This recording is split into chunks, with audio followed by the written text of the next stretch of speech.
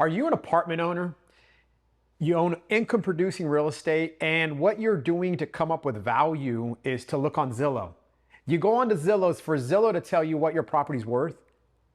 Am I describing the right situation? Hey, I'm Juan Weezar, president of Sage Real Estate, and today I'm going to dive deep into the difference between Zillow valuations and an actual professional's valuations on value. I'm going to tell you that based on our studies this year alone, there is probably an average of $200,000 difference on every sale that we do versus the price that we're able to generate and the price that Zillow said the property was worth. And so let's dive right into it. So, hey everyone, Juan Weezar here. And so a lot of people are going to use Zillow to come up with value. And I'm not saying don't use Zillow, but don't hang your hat on the valuation. Zillow might be okay if you have a single family home and the information of the square footage and everything is accurate. It might do a good job. The algorithm behind that software probably does okay. Where we have major discrepancies is in income producing real estate. If you've been following my channel, you know that we specialize in teaching people how to build wealth through apartment ownership. And oftentimes folks will reach out to me and will say, hey, we're thinking about selling. Zillow says my property's worth this. And I want to say, stop. You could look at the value from Zillow, but why is it that I'm very anti-Zillow valuations, especially with income producing real estate? Well, Zillow data is oftentimes incomplete.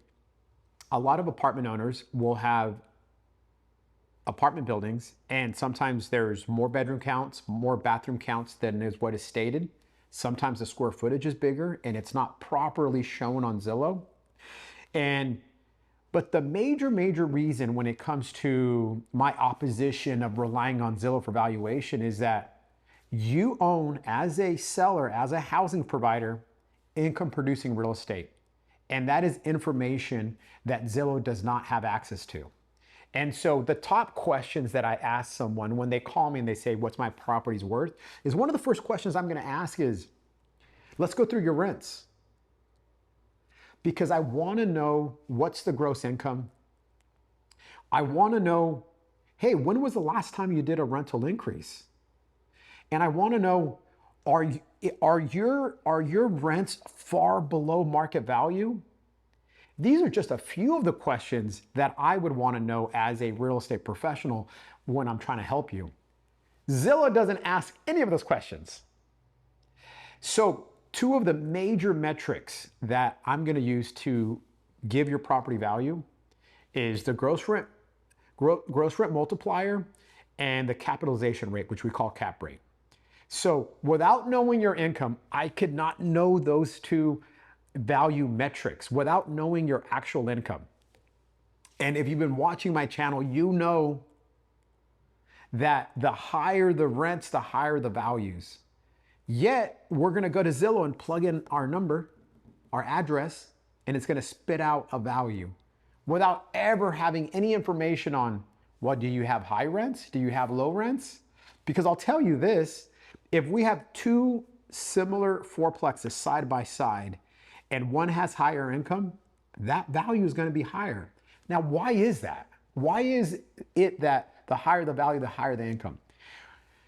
When investors are buying a piece of real estate, income producing real estate, what they're really buying is the income stream. I know you're going to say, no, they're buying the real estate, the two-story fourplex with parking. True, but they're really signing up for the income stream that's producing. And so that's why they're willing to pay more for this income stream. Right now, I'm going to show you folks an analysis that we do. This is just an example, but this is an analysis that we do here at Sage Real Estate. And one of the first things that I want to show you is that we look at the rent roll. And the rent roll is, we've been hired to look at a property, compare its income versus everyone else's income.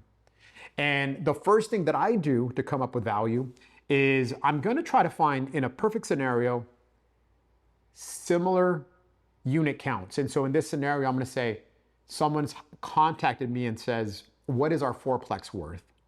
I then want to look in that immediate area, go back, depending, 3, 6 months. Sometimes we have to go further than that because there's no data. And so I want to hand select other fourplexes that have recently sold.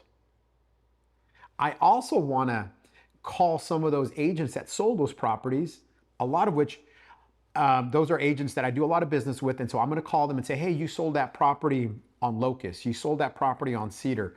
Tell me about it. And I'm gathering actual information. Did you have a lot of offers? Did you have one?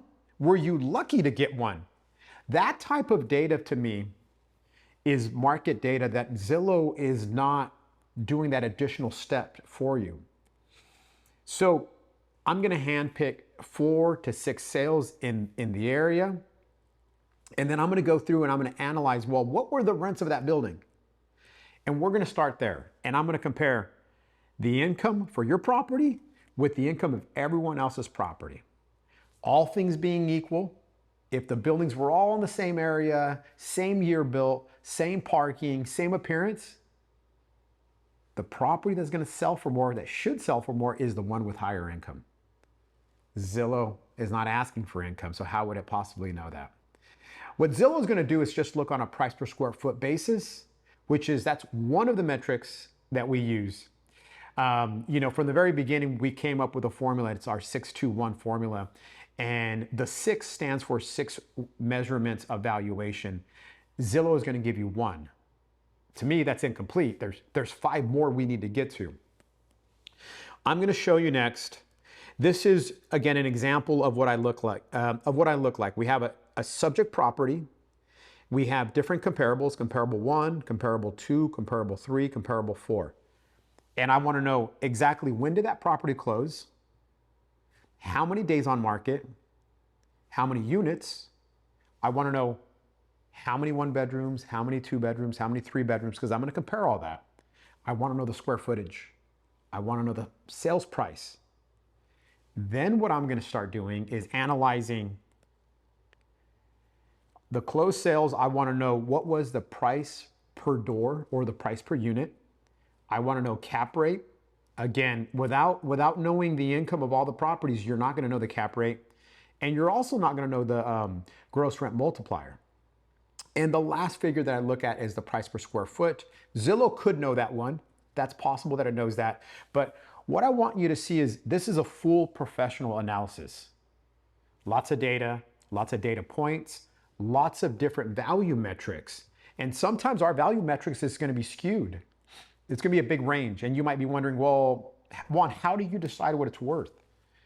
I gather my actual experience, the buildings that I've sold recently, the market data that I took from actual market participants, and then I look at my complete property analysis and I try narrowing down that value. I recently listed a 4-unit building in Long Beach. We had 11 offers. Do you think me knowing 11 offers came in within the first week of being on the market, do you think that I know exactly what other fourplexes are going to sell for in that area? I will. Zillow will not know that I had 11 offers, but do you think that's valuable information? 100%. So, again, I'm going to show you folks Zillow versus Sage Real Estate. So this year I sold 1201 Olive. Teresa in my office, Teresa Cornwell and I co-listed 1201 Olive, and it was a 4-unit building. Zillow throughout the year was telling us that it was worth $760,000. We closed the escrow last month for $980,000. This is over $219,000 difference in value. Now, if an owner simply relies that it's that low value, they're leaving tons of money on the table.